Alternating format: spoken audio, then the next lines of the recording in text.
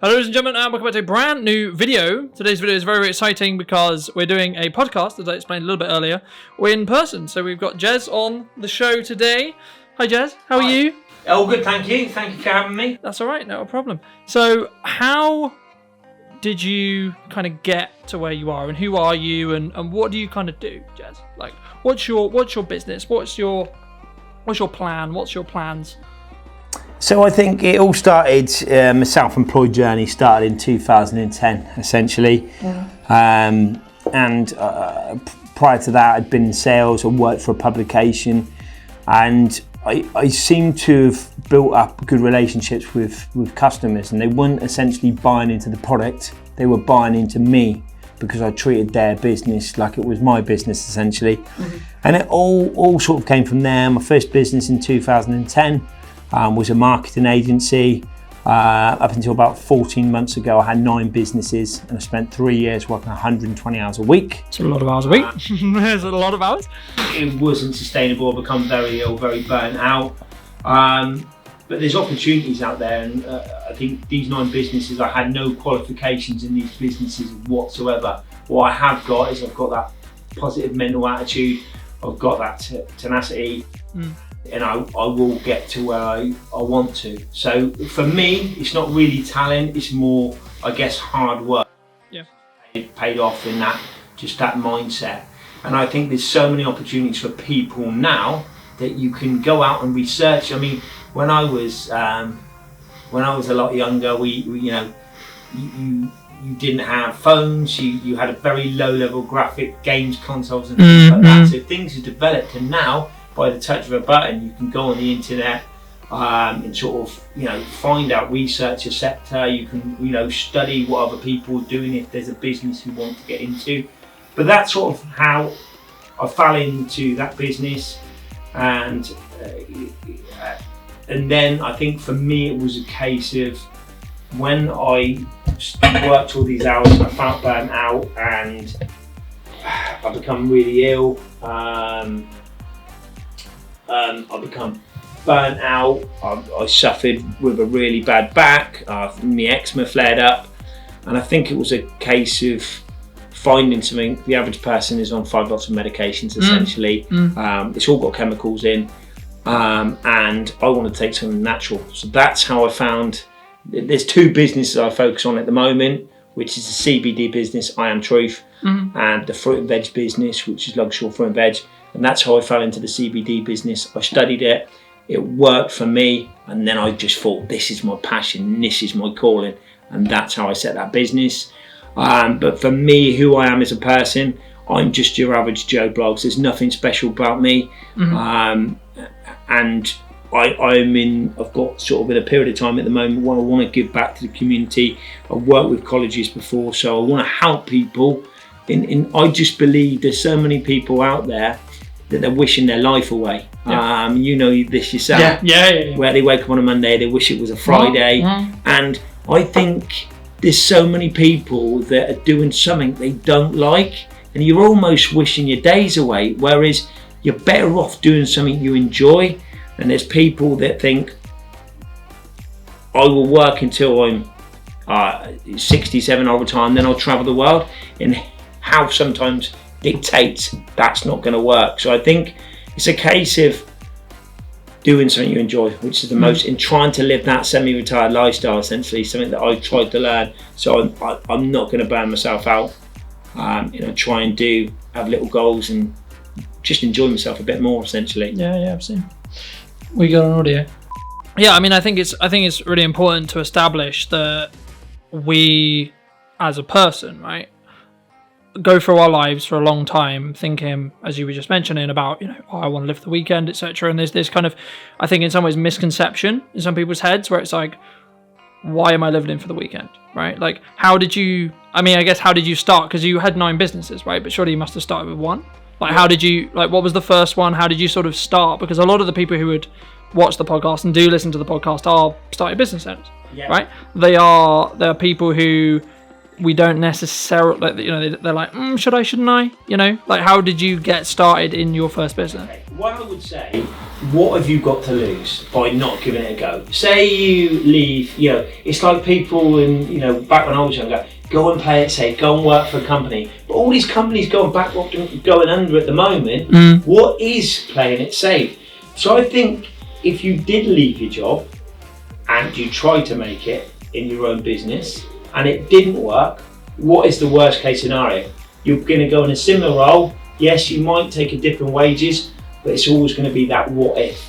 Yeah. But I look back at the first business, so it was a marketing agency, and I look back now and I think the colour scheme of the website I had, it was one of these companies, a pay monthly company that did the website for me, and it was like a sicky green and yellow car. I don't know what I was thinking, and it was a terrible website. When I look back now and I think, oh, why did I go live with that and some of the material? But it served a purpose at the time. That was great and it served a purpose. Yeah. But that all comes with experience, and I think we live in an industry, people are so scared of failure. They are like, that sometimes holds them back. And I think the most successful people in the world have gone bankrupt 3 or 4 times, and they get it right on a 4th or 5th occasion. And I don't know what sort of picture that paints, but sometimes you making a mistake, you're not going to know it's a mistake until you've made it. Yeah. And sometimes the best things are mistakes because you learn from that and you alter down a different route. Like, I did very well in sales and I felt quite invincible in sales. And my sales skill set was built on rapport. And I was always the top salesperson wherever I worked. Then I worked in life insurance and I failed. And okay, that's interesting. I left that industry. I didn't even pass my probation. The reason being, when I look back, it was the best thing that happened to me because that really launched my self-employed career. And I look back in a sense and think about the product and the service. I built my sales skill set on rapport, having some sort of banter, and I'm trying to do that and replicate that in life insurance when people were covering in case he passed away. It just didn't work. Yeah. So, but that helped me sort of rebuild myself and looked at, right, you need to adapt. It's like people sort of say, oh, you know, you have some people in business, they say, I sell to everybody. And this is what I would say to anybody looking to set up a business. I would essentially say, don't sell to everybody. Find your ideal client. Like, you wouldn't sell the same way to a 16-year-old lad what you would do to a 60-year-old lady. Yeah. So why are people sending material out there that replicates? You find your customer, and you won't know that when you start off in business. It will take time, but eventually you'll have a customer that is your perfect. And you be as specific as you can. Yeah. And you might think, say my ideal customer is, so for example, take the fruit and veg business.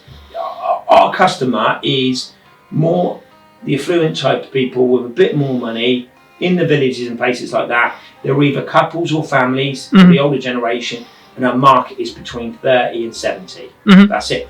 But you know, as time moves on, we will know that it might be, you know, 45 is our exact ideal customer, a type of customer, and then we can tailor the marketing around that because it's a new business. But I would say don't be afraid to, you know, you want to pick clients or customers that fit around, you know, it's like the 80-20 rule. Chase customers that are sometimes not a right fit for us. Yeah, exactly. I mean, I was talking about this morning in networking, but also I talked about it on other pieces of content as well. It's about, you know, I don't really want to work with you if you're an arsehole. Yeah. Right? And that's not because, like, you may be an arsehole. It's just we don't connect, right? Exactly. Like, especially in what I do, because I'm going to be with you a lot of the time. Right? That's the reality, right? If I'm helping you create a podcast, I'm helping you create a video, whatever it is, I'm going to be with you for hours and hours and hours and hours and hours. So we have to get on, right? That's the reality. We have to. And I think the main thing there is understanding roughly who is it you're going to get on with. Yeah. Right? What kind of person is it? What background do they have? What kind of thing? And some people say, oh, it's profile-y or etc. But what you're doing is you're choosing a way, you're choosing a reality that allows you to serve that client better, right? From my experience and what I've seen. And it allows you to be in a position where you don't need to be as reliant on work, because you'll only be found and you'll only really click and you'll only really work with the people eventually who are, the right fit for you. And I mean, I think the question there comes is like, how do you deal with rejection, right? Because a lot of business owners, when they start, and one of the main things, and you discussed it a little bit earlier, is you have to fail a load of times before you have this perceived level of success, right? But how do you people deal with that first failure? Because that first failure for some people can be absolutely demoralizing and completely destroy what they want, right? And they're like, yeah, I'm going to do this, I'm going to do this, and they fail. Take the most successful people in the world. They will study their stats. They will know. And a no means you're one step closer to a yes. So you could have one of the best salespeople in the world. They know they may have to make 43 calls before they get a sale. So that means they've been rejected 43 times. But it's all about the stats and knowing your numbers. And it's not nice when, going back to what you're saying, people that are looking to get into business, getting used to that rejection is hard, because at the start it feels like the end of the world, and you're thinking, oh, why? Is it me? It may be that person didn't like you for the way you picked up a cup of tea. Yeah. I think the more you get rejected, the more you'll get used to it. But it becomes with experience. And going back to what I'd say to people, getting into business is, I would look at mentors in your sector, and you can just do research online. Reach out. I've spoken to people very high up in their industry, and I was scared. I'm thinking, do I touch base with these people? What if they say no? But people that are successful, they want to reach out. They want to help you. So I'd get that advice. And a mistake that I made, I'm 100 miles an hour. So what I would have done on all my business, I would have slowed it down. So I would have taken an extra month to get the planning right. So take a business plan. A lot of people get this wrong. They think do a year's business plan, but I guarantee when you set up that business, 9 times out of 10, 3 months down the line, your business will go in a different direction, and it may not. That business plan may become redundant. It may become redundant. I think, and I've said this in other content as well, but I think it's one of those things where if you have a plan, that you're going to be in a position where, you need to have that plan, you need to follow that plan, but you're also ready to scrap that plan completely. Yeah, don't be afraid to scrap it. And it's like people think it's there for finances. It's not. Don't be afraid to scrap it. And it's like people think it's there for finances. It's not. It's there as a guide. Yeah. But I'd speak to people. I'd study social media sectors as well. So a lot of people think, I'm not very good at doing social media. I'm not very good at doing graphic design. However, you've got the time. There's so many channels out there. Like take Canva for graphic design. That is absolutely brilliant. And the way the technology has evolved, the how-to guides are so easy. I mean, I'm not the most technical person, and I could go on YouTube and spend an hour looking at a video how to write a business plan, how to write some T's and C's, how to build your own website. There's everything you can do, so it's worth taking your time. And when a lot of people will try and spend every penny on getting experts to do it, but I don't think there's no harm in doing it yourself, because you learn along the way. Yeah, and so even if you fail, and even if you do it wrong, it's not wrong, right? Not necessarily. No. It's just a different way that you may find. You're only going to know if that's the wrong way if you are in a position where you fail with it. Yeah. Right. So, sorry to cut you off, but it was just one of those things where there's this perceived understanding of what's wrong and right. I don't personally, for me, I don't see it as it's either a learning situation or you're successful. Right, they're the only two options. It's not like a failure in the same way. Like it's what we were talking about a little bit earlier about it's this jaw dropping or completely stopping thing where it's like, we can't possibly move forward because we've failed. Right? Yeah. Absolutely, and I think going back, there's so much pressure in society today to, need a multi-million-pound business. You don't. You got to find and work what is the right fit for you. So for me now, I've got no interest in being wealthy. I've got no interest in having a big business. Yes, if you asked me for the first 5 years, that I was driven by that. But now I don't want that. For me, it's about the work and life balance and enjoying the journey. Yeah. So I just think people can get cross wires. Everybody's different, but you need to find what works for you.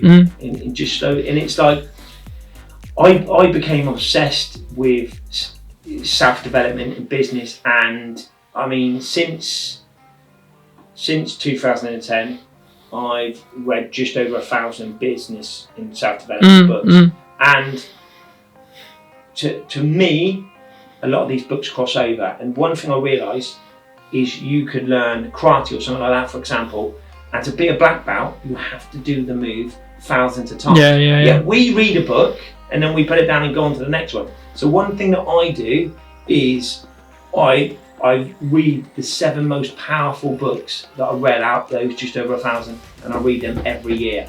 So just to put things in perspective, and it keeps planting seeds. Yeah, and I think it's the same as like whenever you consume content, right? Like if you're doing an online course, go through it 5 times, go through it 6 times, go through it 7, because as you develop, you'll also see those little nuances, and I think the nuances are what is going to strive you from being where you are now and where you're going to be in 6 months, a year, whatever it may be.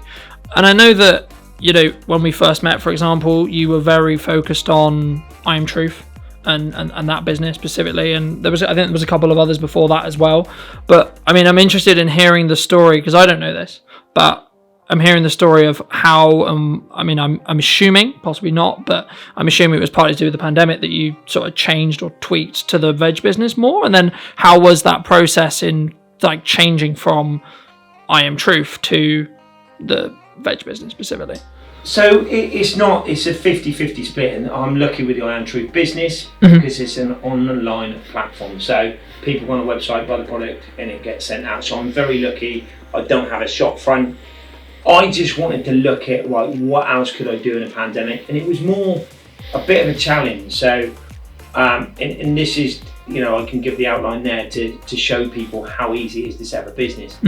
So we've always been into fruit and veg. We've always got it delivered, and sometimes you can get the fruit and veg where it's damaged and things like that. And once again, had no qualifications in this business, but I set this business up on a shoestring budget to show people in a tough time you can set up a business and make it work. All I did was research everything. I wanted local produce. I want to keep it really local. So the aim is we do a 15-mile radius. I've got no interest in going national, you know, really. Yeah. It's all biodegradable, you know, no plastic and materials and things like that. It's all handwritten messages on a little tag on a piece of string, hand delivered. We got a website all done, which was all nice and fit within the branding. And we got 30,000 flyers. Now, we've delivered, not all of them yet, because there's a lot of walking, but we decided the 3 areas, there was 3 main areas, then a load of little villages. We wanted to do the flyer drop ourselves. And people will think, well, hold on, that's a little bit crazy. You know, get a further reach on the social media channel. We wanted to go old school. So we knew by going out and talking to people in the village, we'd, out of the, you know, 30,000 flyers, we'd talk to 5 to 10% of those people. Yeah. And then we can get our passion across. And the orders, and this is where, in my belief, people, you know, they constantly chase new customers. But statistically, it's 8 times easier to sell to someone that's bought off you previously. So spend time, focus on those kind of customers and find out what else can we do. So what we did, for example, we've gone out, we've built a relationship. 90% of those customers have reordered again. So we know it's a case of making sure. And then we ask, is there any other products or services? You know, we've got a chef on board, we're looking at bringing chutneys out and things like that. You know, we've had a request, you know, can you bring out eggs and things like that? So we're getting the information. We're not second guessing, shall we sell this product? Our customers are telling us. Sometimes we can sell products or services that our customers don't want. But don't be scared, because the other thing is, if you then go back to those customers, oh, you know, you said, can you bring out chutneys or eggs? We're now doing it. And then they value the feedback. And the other thing that we did, we really wanted to get involved in the community. So we worked with the local church and the councillors, we're going to sponsor a couple of events through them, because the church community, they're the people that are going to be talking. And then we went in a little community magazine. So this was all set up, everything less than £1,000. Website material, everything. And I'm not saying, there's people out there that will saying, well, I need to set up a business, I haven't got £1,000. That's what we chose to do. Yeah, but I think the point there is the principle, right? The point is not you don't have £1,000, you do have £1,000. The principle is take what you have and make it work for you. But it absolutely, if people don't have money, they could do the website themselves. They can produce the flyer.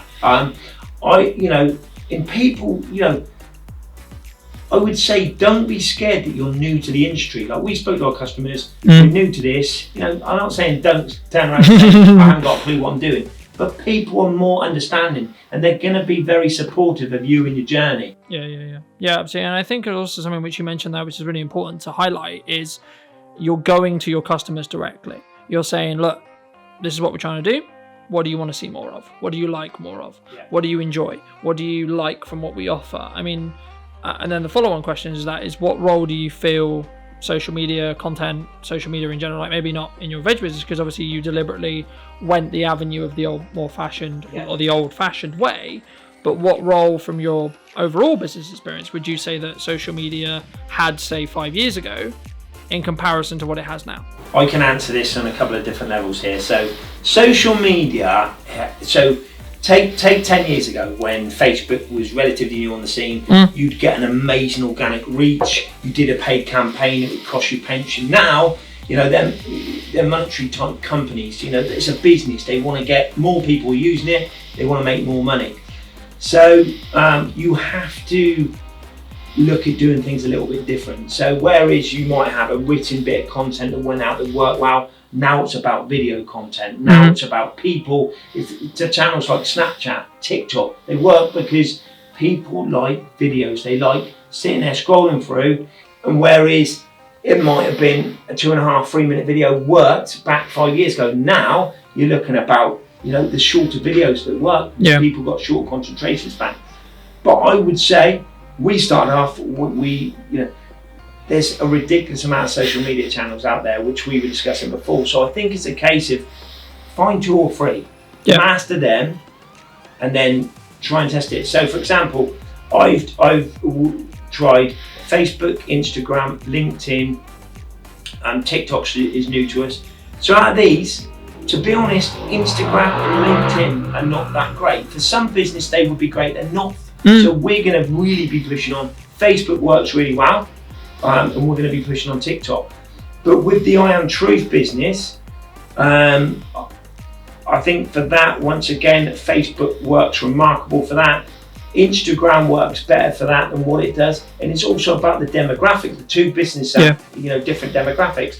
And then what didn't work, because the CBD is a difficult sector, you cannot do any paid advertising. It's frustrating. So whereas with the fruit and veg? Oh, okay. I didn't know that. Didn't know that you could just couldn't. Is that because, like, from a moral legal standpoint, you can't, or? I've got to be very careful what I say. I don't want to throw you in the deep end here, but it's really interesting because I didn't know that. Yeah, you can't, because the sector is under, and because it's an unregulated sector, and it's still a bit new, and unfortunately, there's people getting into, a bit like the hand sanitizer. There's people that are getting charging 10 times as much, and it for the wrong reasons.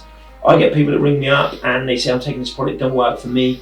And I always say, check the lab reports. So we put the lab reports on our website, but there's companies, we work, this year alone, we've had to work with a bank and make 6 changes to the website. But that makes it harder to get out there organically. But what we've done, we're lucky because we work with people, they take the product and then it works for them, it helps them. And they then come to us, how can I get involved in the company? And we've had people that, we're very, very lucky in the people that want to work with it. So we've got in shops that sell the product, but we've got to be very careful. We get a lot of people that say, can we get involved? And if I had someone send the wrong thing, the business can close down. Yeah, of course. So you've got 2 different businesses there, but I wouldn't say, just because I can't do paid advertising, there's different things you can do. So for example, I would say, take that business, if you've got a business that cannot do paid advertising, there's ways around it. You could sponsor a podcast, you could do more blogs, you can do video content. But with that, we do a lot of video content. Yeah. So that's the way we get engagement from that perspective. And once again, with that business, I'm very personable. So I get, people speak to me. I haven't got a big team. Yeah. And I didn't want to be a faceless company.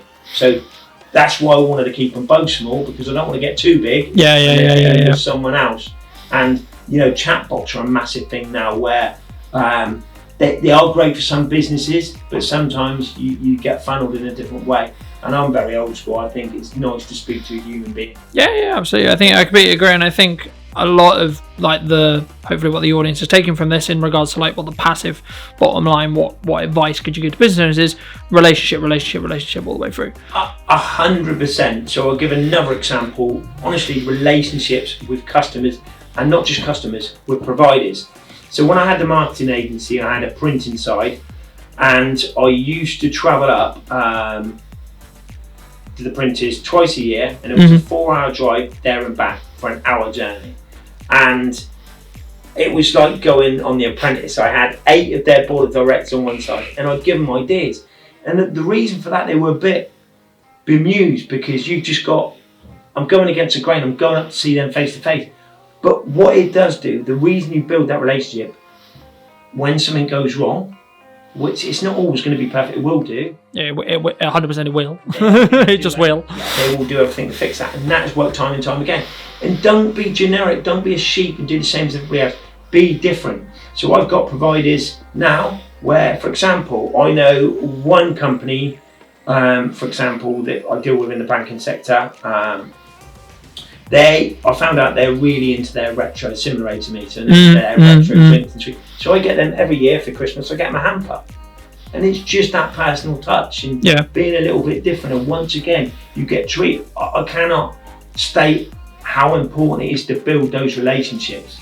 And I know there's a lot of people out there, they don't like the face-to-face meetings, they don't like talking to people and things like that. But it's so important to go and build these relationships with these providers, because it will work. That's what I would say. And it's better to grow. Sometimes people set up a business and they're 110 miles an hour, but it doesn't matter. Slow it down, get it right, but don't be afraid of mistakes, but definitely build relationships and find out what those customers were. So simply, once you've got a few customers, find out, are you happy with the service? Is there any other additional service or products I can offer? What would you pay? What T's and C's would you like included? What would you like the delivery time? Once you've got that information, you can, upsell. And these are people that have bought off you. They'd rather buy off you again than go to another provider, because they know the experience. Yeah, absolutely. I completely agree. And I think it reminds me of something that someone ages ago said to me when I was starting out in business. It's just ring up your customer, not because you want to sell them something, not because you're looking to upsell them something every time, just to check in, right? Just to say, how are things? How did this happen? Oh, could we do better on this? Could we do better on this? And I think what you established there is a point where your, I guess, main objective is more about getting to know them as a person, instead of how much money can I take from this person, right? How much revenue can they generate the business? Of course, there's a point where you need to look at that, but I think that sometimes can be the problem when it comes to building a company is people get, I guess in some ways, they see a level of success. I don't know whether you found this, but they see a level of success and they're like, money, because they kind of, I guess they get addicted to it, or I don't know, it's just like they get attached to that level of that monetary perceived level of success. But I think for me anyway, that's something that has allowed me to stay humble or etc. and has allowed me to continue to grow the company is by staying humble and checking in with my clients, checking in with my team, checking in with seeing what's happening. I mean, have you found there's a correlation as you become more successful, whether that's financially or how the company's grown, or maybe in your other companies when they're larger perhaps, where one would necessarily grow to get greedy, or that is or could become an issue? I think it can. I think when you're driven by money, that's when mistakes happen. I think the money is a byproduct of the service and product. And what I mean by that, if you if you deliver good customer service, if you make your customers feel like their family, they're gonna give you more business. It's as simple. And it's a bit like, once again, mistakes that I've made, it's like everybody's given a discount, and then you sometimes can devalue the products and services. It's like, there's some companies out there, and I've done it myself before, and I don't want to just paint a picture, I've got everything right, I could write a book on the mistakes I've made. Yeah, of course. People will do extended sales, so they have a sale for 5 days and say this is a sale, and then after 5 days they say extended. And the problem with that is customers then think, when you do another sale for 5 days, I'll wait because they're going to do extended. So be very, I've made mistakes several times, and that's what I'm saying. Be very, very careful from that perspective. Yeah, and I think. Sorry, just a quick. Yeah, sorry, go on. There's a great book out there by a chap called Pat Flynn called Superfans, and that is an amazing book in terms of how to look after your customers. There's so many people, and once again, you can set up and be in danger of studying too many people, and you might study 2 people, but they say the opposite things. So there's a danger of studying too much. You want to find 1 or 2 people that you like them, and follow them. The videos, their podcasts. Yeah, absolutely. I think it's really important to also follow people who are aligned in where you're trying to go as well. It's not just follow the guy with the book, follow the guy with the podcast, follow the guy with the videos, follow the guy with the content. If they have those, great, but that's not the point. That's not the end goal. That's, if they're going or they're where you want to be, then yeah, follow them.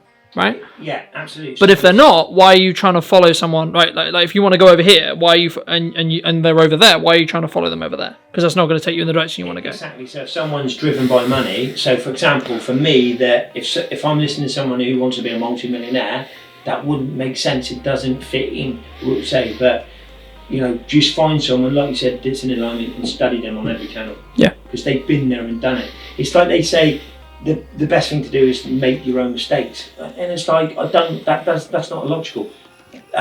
Listen to someone and learn of someone who's been there, spent the money and made the mistakes. Why would you want to make the mistakes and cost yourself money? Make the mistakes and cost yourself money.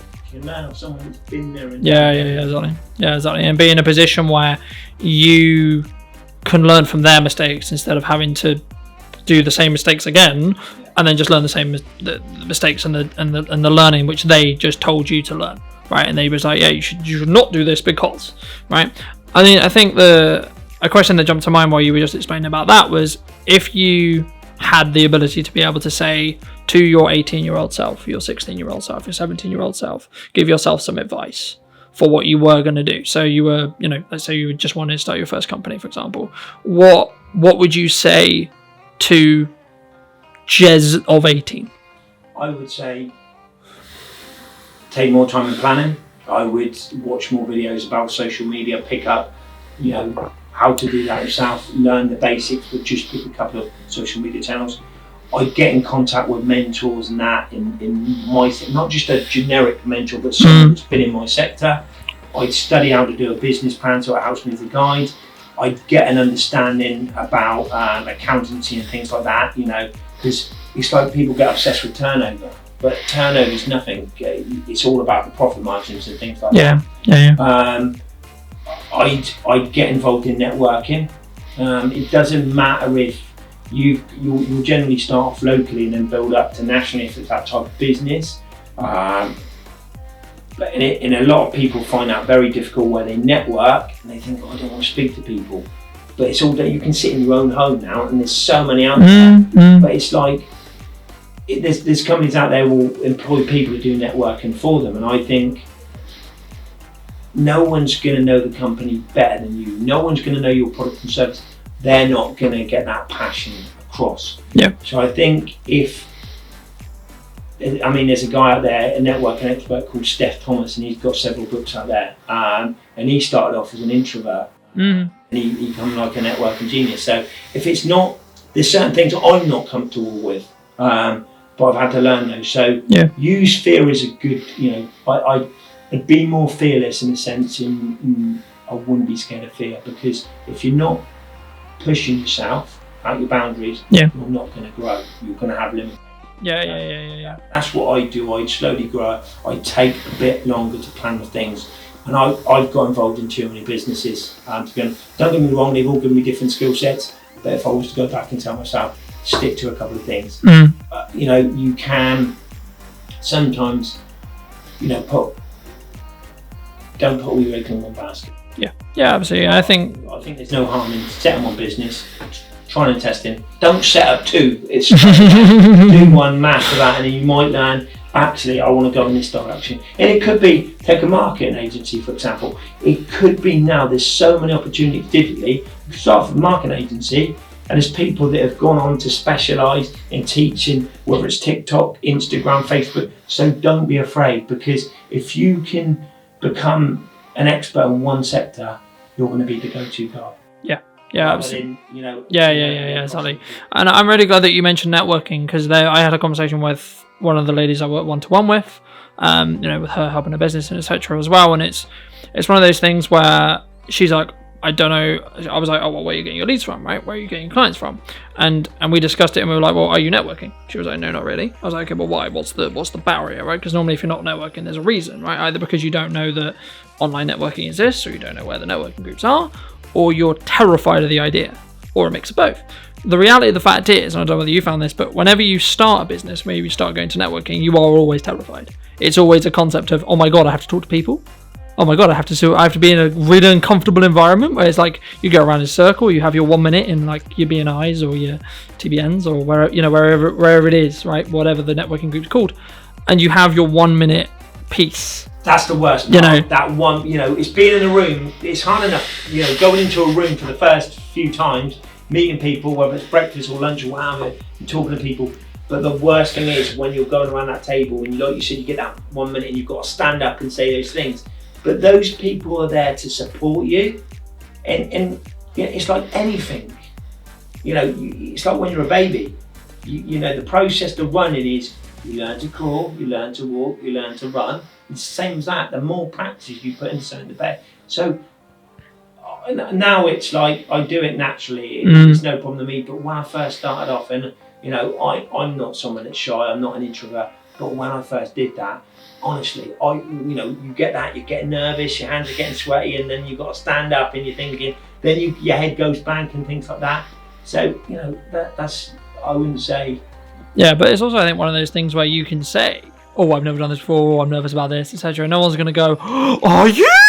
Because everyone's been there. Like everyone's had that situation where you've done networking for the first time, right? You've been in a room where you know no one in that room. I can guarantee you, if you're someone that's 18, you set up a business and you go into a room, those people, I actually look for younger people in the sense that when I go networking, I try and speak to them and give them advice and tips like that. And if they come into a room, I'm one of the first to go towards them to make them feel more comfortable. But there's people that will want to support your journey. Yeah, and I think there's this, in some ways, this concept, and we touched on it a little bit earlier, about the people who are actually really successful in what they do. They see someone else who has a passion or a kick or a drive or fire in what they do, and they're actually more likely to be like, yeah, actually you should do this. Oh my God, that's really cool. You should do this. You should do this. And I think the people who, the question there is, how would you deal with competition? How do you deal with competition, right? So, it might be, in your case, another fruit and veg company, perhaps. In my case, it might be another videographer or another videographer agency or etc., or another video marketing agency specifically. How would you deal with competition? Right? How do you deal with it? I think this is another misconception. People will sometimes look for a sector that is unsaturated. Competition is good. There's people out there that now they all think, I need to come up with a new concept, a new idea. You don't. You simply, you've got to have the passion for that sector. And if you do, that's half the job, because people will buy into your passion in your journey. I also think that look at the companies out there, what can you do differently? So for the fruit and veg, once again, I'll answer this both on the fruit and veg and the CBD. I knew that we just wanted to focus locally. I knew that we could be biodegradable, and that's really important to people. I know that it's the personal touch. We're going out and talking to people and delivering ourselves. And I know it's, the handwritten tags and things like that, and just really making them feel special. And that's where, we've got big competitors out there that we're not gonna, essentially overtake them. It's a big market. We just want a percentage of that market. And I know that we can get a percentage of the market for our take. The same is the CBD industry. There's people that are setting this up now. They've got big financial backing, and I'm telling you now, new company, they might get endorsed by a big celebrity. They might have a £2 million marketing budget, so straight away they can steamroll. My interest is straight away making it personable. I do all the videos and that, and I'm not saying I'm perfect. A lot of my videos are not great, but people buy into me. I don't want someone else doing it. They talk to me, so it's all for me, and what I do is personable. And once again, with the CBD, I think it's a case where that's been a slower growth because we're in that for the long haul, massively in that for the end game. So for us, it's not like it needs to be done in 5 minutes. It's a case of finding out, but we spend time talking to people, and people are buying into our customer service. Yeah. And that's, there'd be people watching this and thinking, well, hold on a minute, everybody's saying customer service. If everybody said the customer service, then, someone's not telling the whole truth. But I just think, really just learn from that. And I think the difference is we put lab reports on our website. So I get people that ring me up and say, oh, I'm not sure about this product, I've been taking it. I don't know if it's working. Send me a lab report. They won't send me one. And I just think, just be in an industry that's unregulated, just be as honest as you can, and then evolve from there. Yeah, I think also for me about doing transparent anyway, and a lot of the things I do with my team, and a lot of things I do with in clients, etc. as well, is out the gate I say stuff's gonna go wrong. Okay, it's video production. It's gonna go wrong, right? But we'll fix it, right?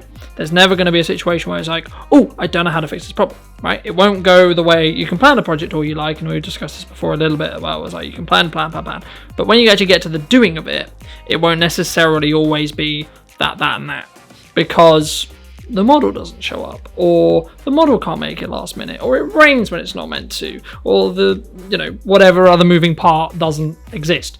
And that's why I think developing from a business standpoint, but also from a video production standpoint, if you can develop a mindset of problem solving as it happens, even just before we started this, we were having a brief audio issue. I was like, right, okay, so what's the problem here? Right, the problem is audio issue. Okay, so how do we fix that audio issue? Right, so it wasn't me stressing out and losing my shit, so to speak. Because I've dealt with these situations before. I've dealt with these situations, and I think that people who are newer, or people who don't necessarily have the experience, surround yourself with people who do have the experience. Surround yourself with people who are in a position where they know how to troubleshoot it, right? They know how to fix the problem before it becomes a problem, because then you can learn how they tackle it. You can learn how they handle the problem and how they deal with it. And sometimes it doesn't work out.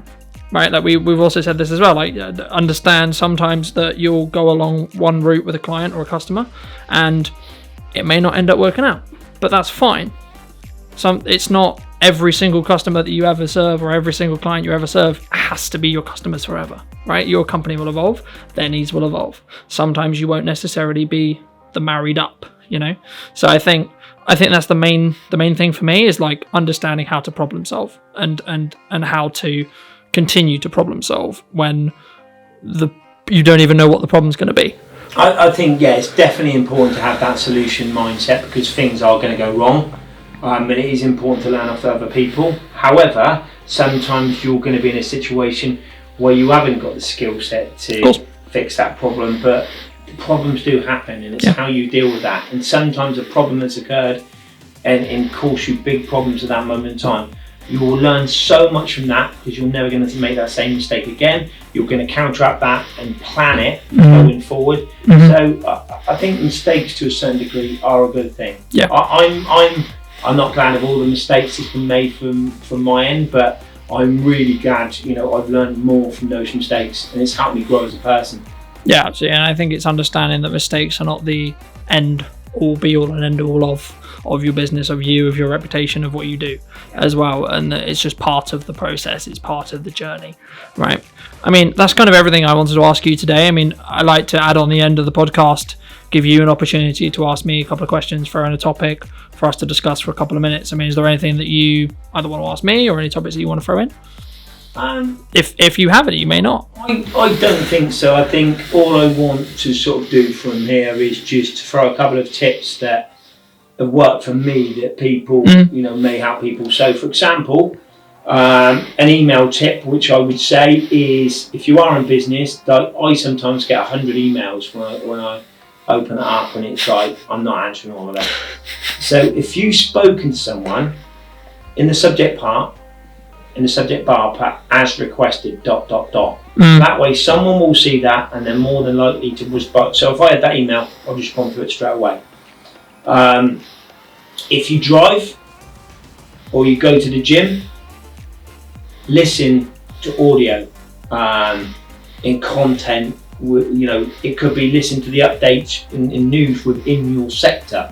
So I, for example, use these time to listen to stuff in the fruit and veg sector, to listen to stuff in the CBD, so I'm up to date.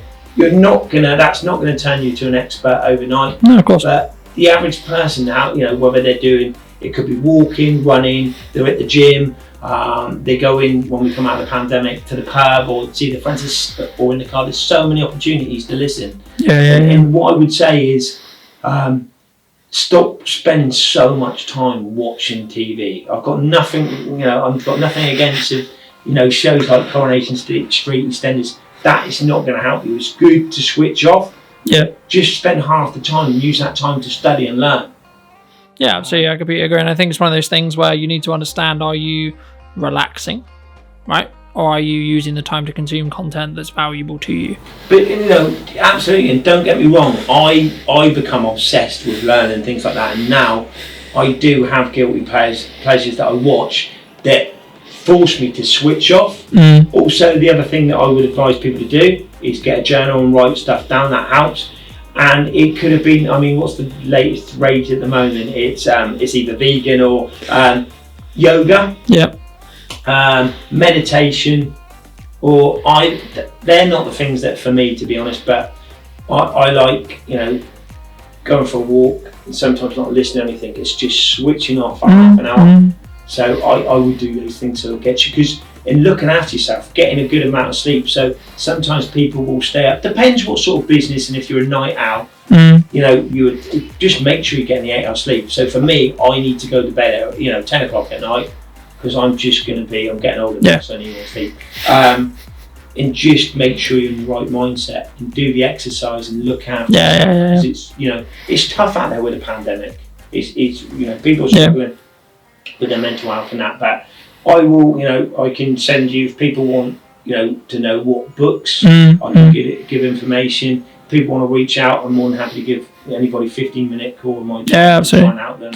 Yeah, that was going to be my next point. I mean, for those people who, really liked what you said today and, really resonated with it, where's best for people to reach out to you if they want to? Even if it's just, hey, I love the podcast, hey, I love this, whatever, in that respect, where's best for them to actually reach out to? Well, I've got an uncommon name, so you're never going to have I haven't got a surname like Smith, and they're not going to have a problem finding me.